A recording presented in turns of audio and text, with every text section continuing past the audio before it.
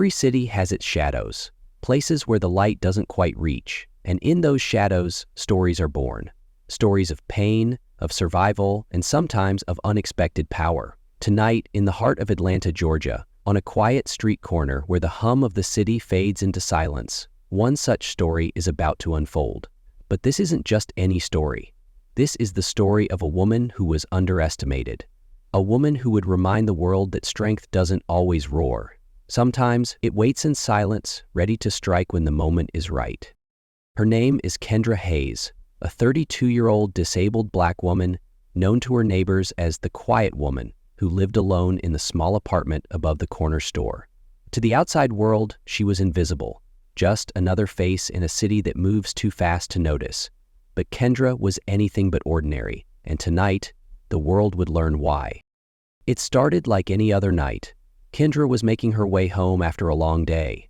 Her cane tapped gently against the pavement, a rhythmic sound that had become her companion over the years. She moved with purpose, her eyes scanning the street ahead. But what she didn't know was that danger was closing in.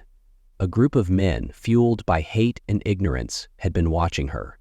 To them, she was an easy target. A woman alone, disabled, and Black. A combination that, in their twisted minds, made her vulnerable. But they were about to make the biggest mistake of their lives. The men surrounded her quickly, their voices dripping with venom. Slurs filled the air, each word a knife aimed at her dignity. Kendra stopped, her grip tightening on her cane. She didn't speak. She didn't plead. She simply stood there, her expression unreadable. The men laughed, thinking they had the upper hand.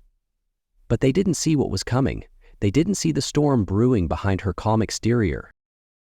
The first man lunged at her, his hands reaching out to grab her, but before he could make contact, Kendra moved. It was fast, faster than anyone could have anticipated. Her cane, which had seemed like a simple tool for support, became a weapon. With a single, precise strike, she disarmed him, sending him stumbling back in shock. The other men froze, their laughter dying in their throats. This wasn't supposed to happen. She wasn't supposed to fight back.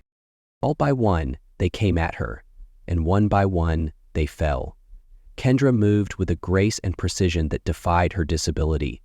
Every strike was calculated, every movement deliberate. She wasn't just fighting, she was teaching them a lesson. A lesson about underestimating people, a lesson about the consequences of hate. By the time the police arrived, the scene was eerily quiet. The men were on the ground, groaning in pain, while Kendra stood tall, her cane back in her hand, her breathing steady. The officers were stunned. They had expected to find a victim. Instead, they found a warrior. As the men were taken away, Kendra gave her statement, her voice calm and unwavering. She didn't boast. She didn't gloat. She simply told the truth. And when the officers asked her how she had managed to take down 5 men on her own, she simply smiled and said, "I've been training for this my whole life." Kendra Hayes wasn't just a woman with a disability. She was a former special operations soldier, trained in hand-to-hand combat and tactical defense.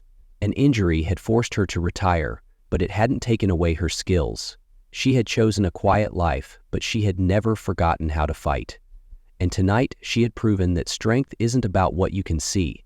It's about what lies beneath the surface.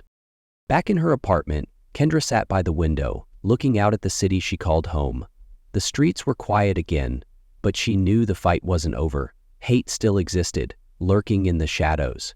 But so did she. And as long as she was here, the shadows would never be safe for those who sought to harm the innocent. Kendra's story is a reminder that heroes come in all forms. They don't always wear capes or stand in the spotlight. Sometimes they walk among us, unnoticed, until the moment calls for them to rise. And when they do, the world sees them for what they truly are, unstoppable. Thank you for watching. If this story moved you, don't forget to subscribe and leave a comment below. Let us know what you think about Kendra's journey and the power of resilience. Until next time, stay strong, stay vigilant, and remember, never underestimate the quiet ones.